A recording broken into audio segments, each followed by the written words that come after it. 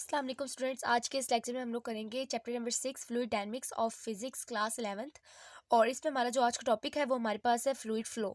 तो फ्लूइड में आपको पहले बता चुकी हूँ फ्लूइड क्या होता है। हमारे पास फ्लूइड में हमारे पास लिक्विड और गैस शामिल है, और फ्लो का मतलब है फ्लूइड का चलने का तरीका, यानी वो किस तरह फ्लो करता है, किस तरह बहता है। ठीक है, तो इसके इस लिहाज से फ्लूइड फ्लो के टू टाइप्स हैं। एक हमारे पास है लेमिनर स्टेडी या फिर स्ट्रीमलाइन फ्लो, एक हमारे पास है टर्बुलेंट इरेगुलर और इरेगुलर फ्लो है। ठीक है, ये बात याद रखें कि जो हमारे पास लेमिनर स्ट्रीमलाइन और स्टेडी है उसकी डायग्राम ऐसे बनती है, और टर्बुलेंट की बिल्कुल स्ट्रेट बनती है। ठीक है, यानी इस तरह से।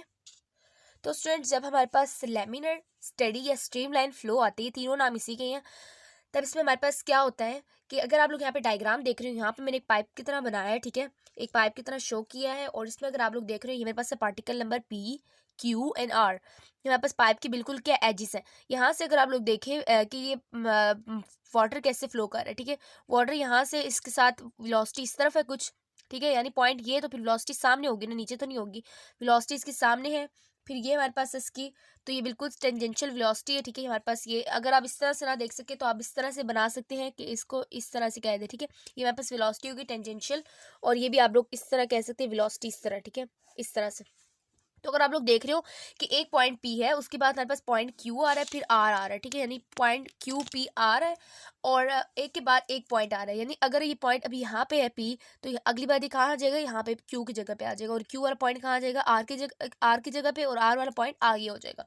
तो इसका क्या मतलब है कि इससे आपको डेफिनेशन क्या पता चल रहा है कि इस तरह की फ्लो जो होता है ना, लेमिनर या फिर स्ट्रीमलाइन फ्लो में पार्टिकल जो होते हैं, एवरी पार्टिकल जो कि उसमें से जा रहा होता है। ठीक है, इस खास पॉइंट यानी P पॉइंट से जा रहा है, तो वो क्या करेगा, वो बिल्कुल सेम पाथ फॉलो करेगा जिस तरह उसके पिछले पार्टिकल ने किया। अगर लेट्स सपोज अगर ये P पॉइंट यहाँ पे आ गया Q की जगह पे, तो ये P पॉइंट किस पाथ को फॉलो करेगा, Q पॉइंट के पाथ को फॉलो करेगा। इसमें हमारे पास एग्जाम्पल्स क्या आती हैं स्टूडेंट्स, इसमें हमारे पास एग्जाम्पल होती है रिवर। रिवर का पानी हमारे पास क्या है, स्ट्रीम लाइन है, लेमिनर है, और स्टेडी फ्लो है। ठीक है, और हमारे पास स्ट्रीम की भी पानी हमारे पास इस तरह होता है, और लास्ट है हमारे पास पॉन्ड्स। ठीक है, पॉन्ड्स की भी वाटर इसी तरह से कुछ फ्लो करती है।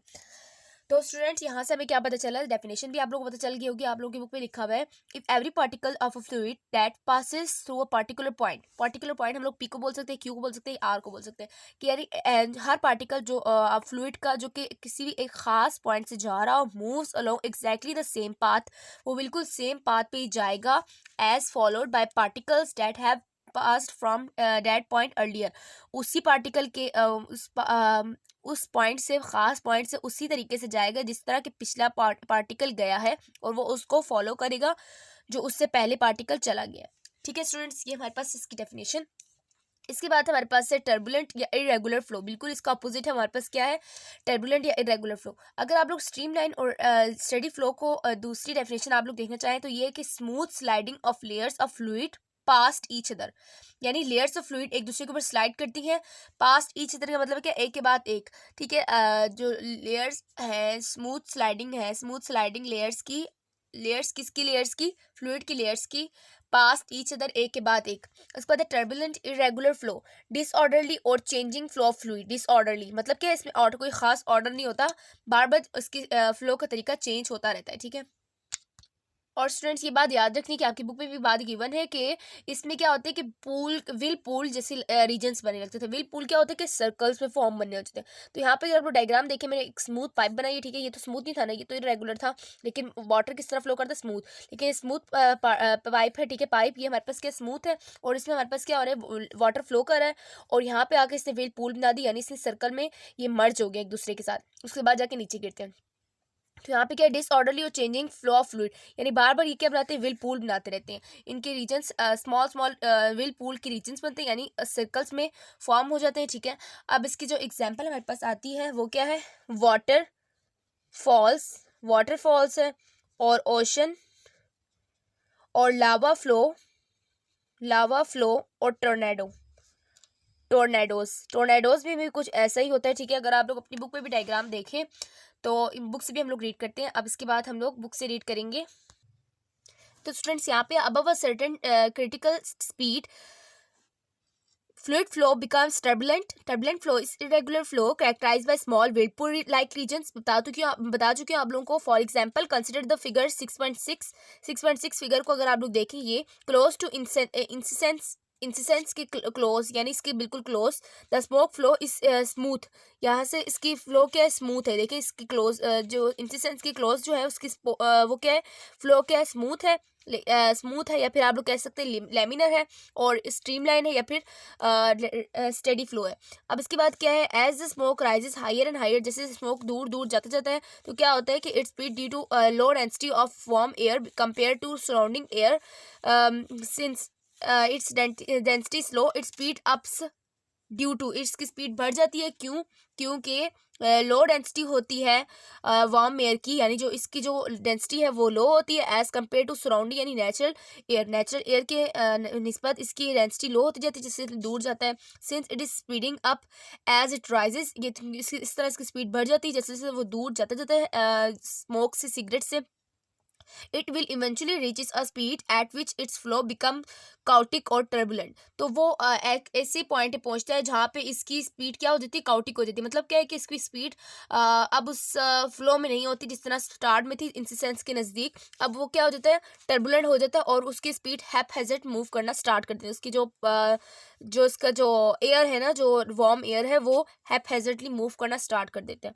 इसके बाद हमारे पास है नीचे बॉक्स में, extreme turbulent flow can be seen in the form of tornado. Tornado के तरह भी हम लोग एक्सट्रीम टर्बुलेंट फ्लो को देख सकते हैं. देखिए अगर यहाँ पे डायग्राम, तो यहाँ पे भी क्या बन रहा है, स्मॉल व्हिर्लपूल रीजन्स बन रही है, व्हिर्लपूल लाइक रीजन्स बन रही है. Tornadoes are violently rotating columns of air that extend from a thunderstorm to the ground. ये थंडरस्टॉर्म की वजह से बहुत ही वायलेंटली यानी शिद्दत के साथ रोटेट करने वाली एयर्स है, ठीक है. और ये थंडरस्टॉर्म की वजह से पैदा होती हैं. टॉर्नेडोज कैन डिस्ट्रॉय बिल्डिंग्स को डिस्ट्रॉय कर सकती हैं, फ्लिप कार्स को उल्टा सकती हैं, and create deadly flying debris, और बिल्कुल ही गंदी यानी जो मिट्टी वगैरह है ना, गंदी मिट्टियाँ वो उड़ाने शुरू कर देता है, ठीक है, टॉर्नेडो.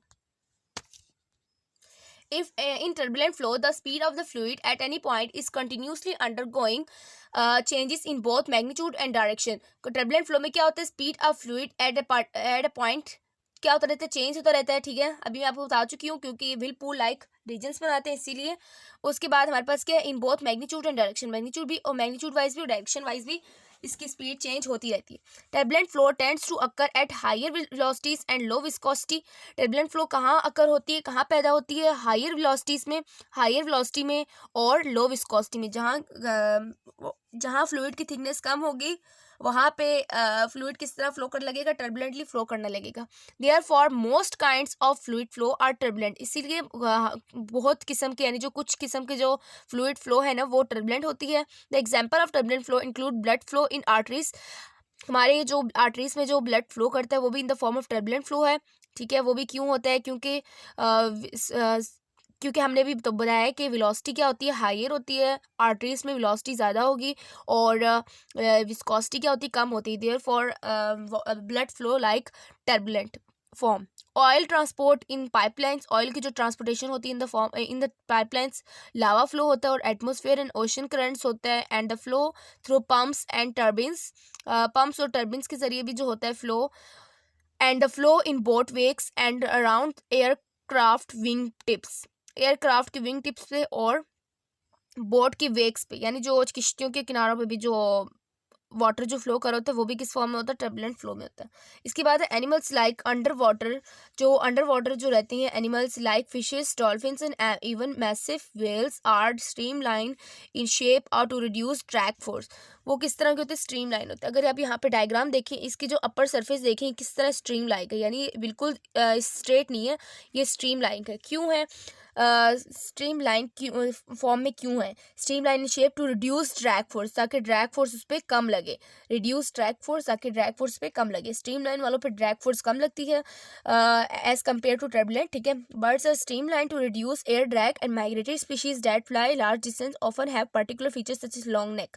तो बर्ड जो होती है उनमें भी क्या होती है, स्ट्रीमलाइन लाइक उनकी शेप होती है ताकि ड्रैग फोर्स को कम से कम कर सके और वो ज़्यादा से ज़्यादा उड़ सके.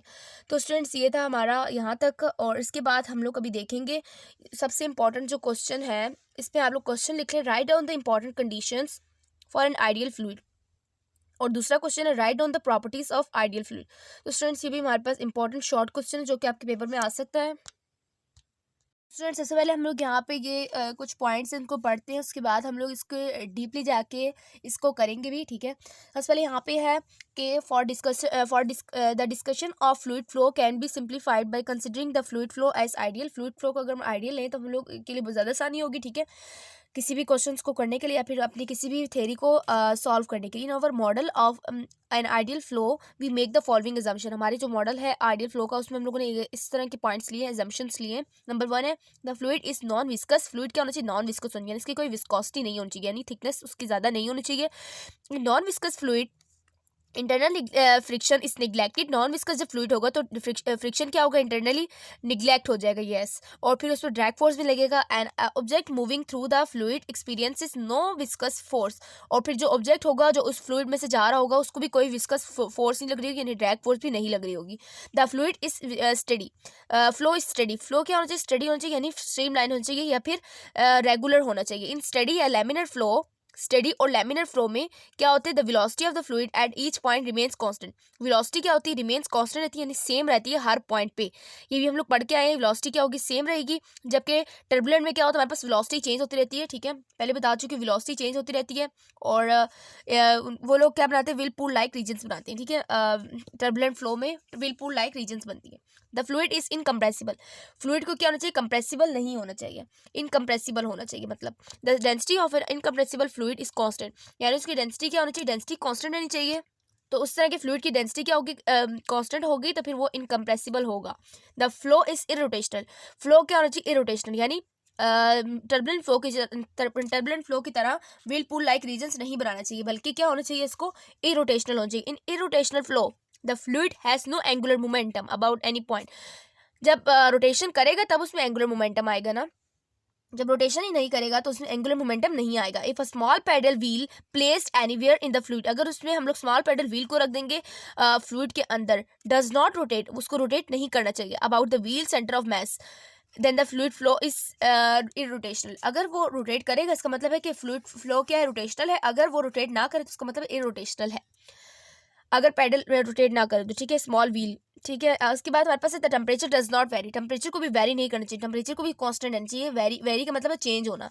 Phenomena such as convection of fluid in which liquid in the bottom of the vessel is heated rises, cools and falls into circulating pattern will not be considered। ऐसे फिनोमिना जिसमें हमारे पास कन्वेक्शन ऑफ फ्लूइड है, जिसमें हमारे पास क्या होता है? Liquid in the bottom of vessel, vessel के बॉटम में भी जो किसी भी बर्तन के बॉटम में जो लिक्विड होता है, जब इसको हीट किया जाता है, जब इसको राइज किया जाता है, जब इसको कूल किया जाता है और जब इसको गिराया जाता है, in circulating pattern will not be considered. वो वाले फ्लूइड को हमने नहीं लेना, क्योंकि हमारा टेम्परेचर भी चेंज नहीं होना चाहिए, टेम्परेचर कॉन्स्टेंट रहना चाहिए। अब क्यों कॉन्स्टेंट रहना चाहिए, इस सब के बारे में हम लोग यहाँ पे डिटेल से करेंगे। तो स्टूडेंट्स ये हमारे पास है आइडियल फ्लूइड फ्लो। अब हम देखेंगे कि यहाँ पे ऐसा होता है क्या और क्यों जरूरी है ये सब कुछ। The fluid is non viscous. Fluid को नॉन विस्कस होना चाहिए। अभी हमने ये पॉइंट पढ़ा है, क्यों होना चाहिए अभी ये देखेंगे। The fluid that have no resistance और zero internal friction are known to be non viscous fluid, are known as non viscous fluid. जिस फ्लूइड में हमारे पास कोई भी फ्रिक्शन रेजिस्टेंस नहीं होता और कोई भी इंटरनल फ्रिक्शन नहीं होता, जीरो होता है, उसको हम लोग क्या बोलते हैं? नॉन विस्कस फ्लूइड बोलते हैं। इसमें हमारे पास डायग्राम है। डायग्राम अगर आप लोग यहाँ पे देखें, अगर ये हमारे पास नॉन विस्कस फ्लूइड है तो उसकी सारी स्पीड्स क्या है? सेम है, ठीक है। सारी स्पीड्स की क्या होगी? Non viscous fluid velocity uniform across the pipe, pipe के अक्रॉस क्या होगी? वेलोसिटी सेम होगी। जब विस्कस होता है क्या स्टूडेंट्स? अभी मैं आपको बताया कि रेजिस्टेंस होता है। अगर रेजिस्टेंस ही नहीं होगी तो फ्लूइड के सारों की स्पीड क्या होगी? सेम होगी, यस। अब इसके बाद अगर विस्कस फ्लूइड होगा, तो velocity maximum at the centre of the point, centre of the pipe पे क्या होगा? वेलोसिटी मैक्सिमम होगी, जबकि एजिस पे क्या होगी? वेलोसिटी मिनिमम होगी, क्योंकि इस पे पाइप अपना रेजिस्टेंस शो कर रहा होगा, ठीक है, उस पे फोर्स लगा रहा होगा। अब इसके बाद है द फ्लूइड इज स्टडी।